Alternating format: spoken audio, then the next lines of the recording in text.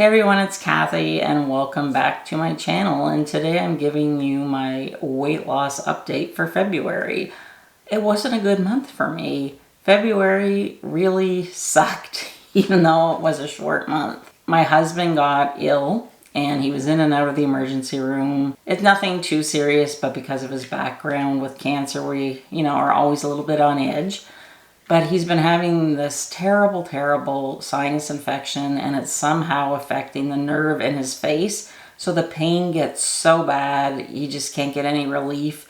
So he's up most of the night, and then I'm up most of the night. And if I don't get my sleep, I'm grouchy and I'm tired. I need a good 7 to 8 hours of sleep.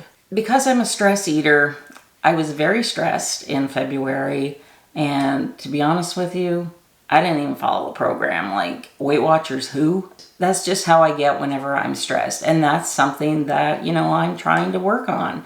And it's not going to be easy for me just to wake up one day and, magically turn into a different person. But I found taking that nutrition course that I took January and February, I learned a lot, but I also learned a lot about myself.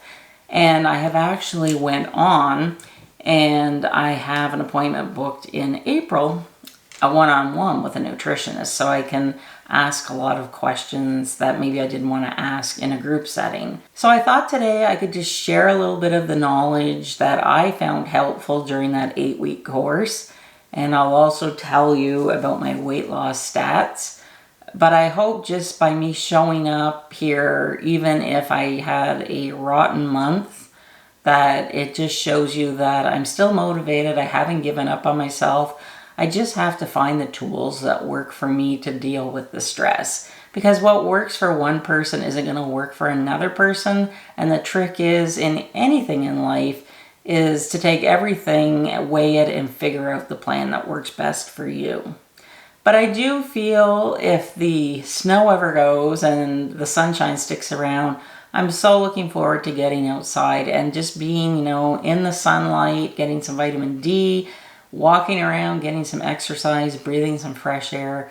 That's really going to help, and I'm going to hopefully get on with my exercise and walking.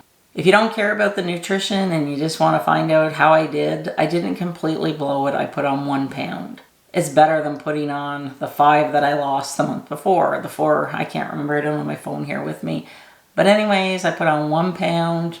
You know what? I'm okay with it. It is what it is. I'm not going to stress about it. Not going to feel bad about it. It is what it is. Today's a new day. And we're going to go on from now and hopefully do better. So some of the things that I learned in the nutrition course, they really solidified the fact that in my adult life, that the diet culture really has been branded into my brain. And I had this discussion with a nutritionist during the class that I feel she's telling me, one way to eat. And I talked about it last month where they say now the new guidelines are there are no bad foods, and there aren't. And by bad foods, I mean going, to a fast food restaurant for every meal. That's not good. Or eating 10 chocolate bars. That's not good. But we're talking about whole foods. So the new guidelines are to take your dinner plate, put a line down the center. The left half should be all vegetables, whether it's a salad or, broccoli, carrots. You can eat carrots and lose weight. I remember in Weight Watchers a few years ago being penalized for carrots, lima beans, corn. I didn't get fat eating corn or lima beans. So I don't know why I was being penalized for them. But anyways, and then on the other side, the other half that. So you have 2 quarters. So in 1 quarter, that is your protein serving. So your protein serving is 3 to 4 ounces, and typically it's the size of your palm as a rough guideline. And then in the other quarter, you should have fiber-filled good carbs, like brown rice, quinoa, things like that. I always try and eat whole wheat, brown rice, whole wheat pasta. I try to stay away from white, anything like white bread I never buy. Sometimes hamburger buns, I can't get whole wheat. I have to stick with the white. But the point is, that's the new guideline for eating. And what I appreciated and have come to understand is it's very similar to the new Weight Watchers core program. We're getting back to the basics, the core. So I was excited about this because what I'm going to do is start thinking about when I'm planning my meals to use the plate analogy and also track it in Weight Watchers, and I just want to see how they correspond. Because I'm really excited because I know that the new Weight Watchers core program works whenever I follow the program. You know, it sounds easy, but this was a difficult thing for me to absorb and comprehend because, like I told the nutritionist, I feel guilty eating the way you're telling me to eat. For so long, I was told that you can't have like lima beans or brown rice or things like that. But when in actual fact, has anybody ever gained weight by eating vegetables, protein, and a little bit of fiber-rich carbohydrates? Because we need the fiber to keep us regular, to get the toxins out of our body. People gain weight because they're tired, they're stressed, they just need a quick fix. That's my problem, and I acknowledge it, and I know that's my problem.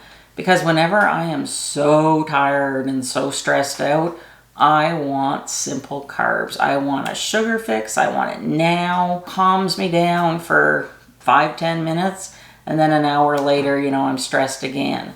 So I have to learn to flick that switch off. I'm excited to meet one-on-one with a nutritionist because I'm hoping that we can sit down and she can sort of give me a diet plan that is corresponding to Weight Watchers. And if I find that they are similar, after my 6th month on Weight Watchers, I may just try the way that the dietitian is telling me to eat. Basically, if you think about it, if you eat well 80% of the time and you don't have sugary snacks, if you exercise 20-30 minutes a day, you don't have to run a marathon. You can just move your body, like lift some weights. Weightlifting is important for women our age.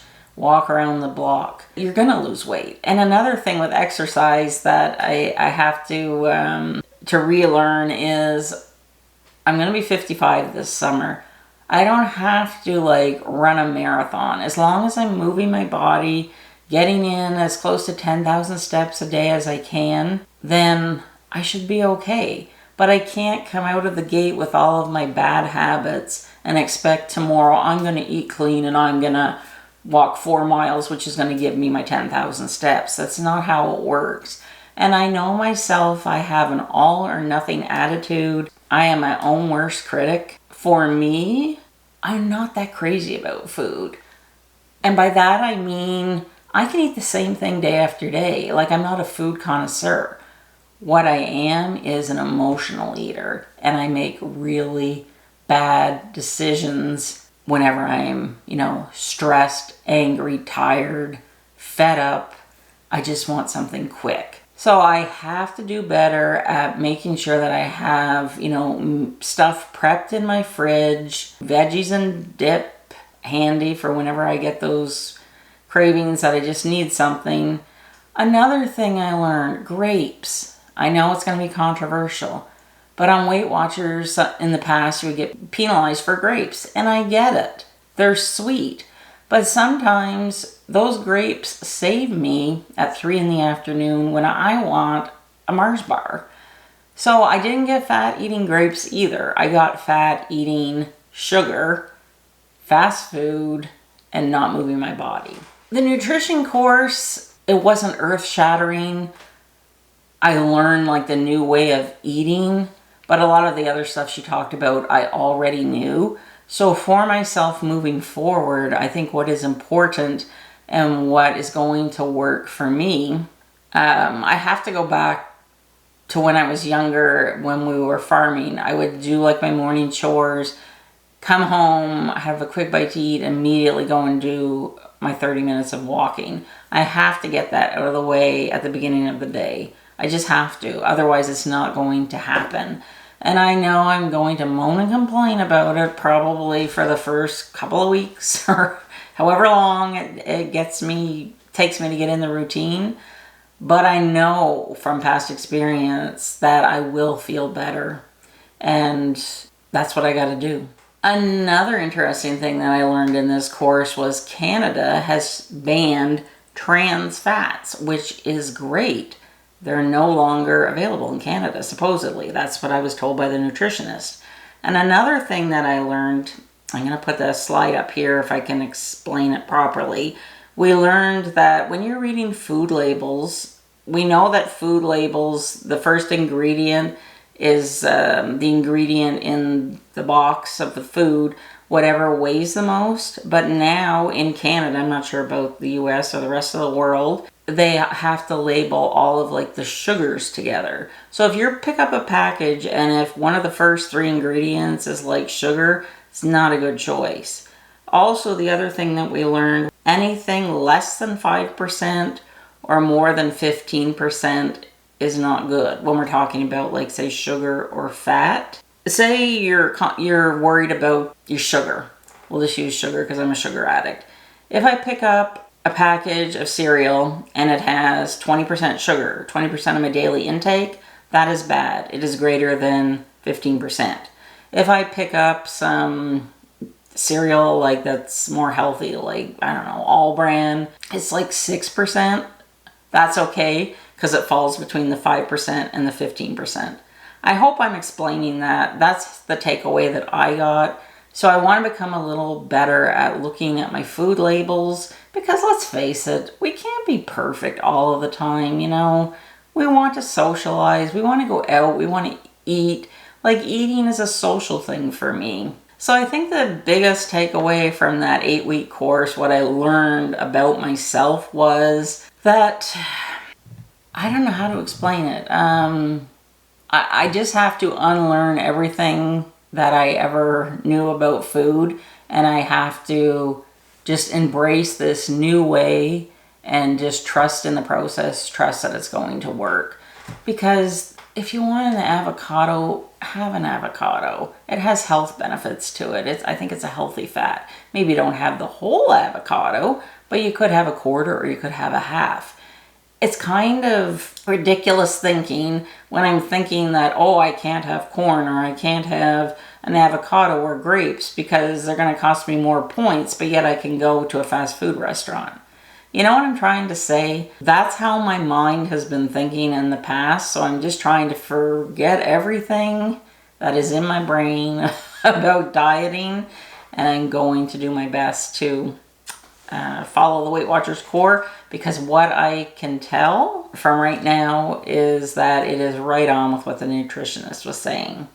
But you know, if you want to follow another diet, that's fine, but I only know about Weight Watchers because I myself could not do the other diets. They do not interest me. Do what works for you, but I'm just trying to share what I'm struggling with, and maybe you can see yourself in me, or you can pick something up and learn from it for me. So although February I didn't lose weight, you know, putting 1 pound on, it's not a complete disaster. It's more of a controlled disaster. Hopefully March is nicer to us all. I will try and maybe do some recipes this month. I know I've been saying that, but there's so much going on in my life right now. Like, some days it's just a lot to deal with. If you have not watched my spring fashion trends video where I share 16 amazing fashion trends for plus size women over 50, go check that video out. I will see you there, and thank you so much for watching. Bye.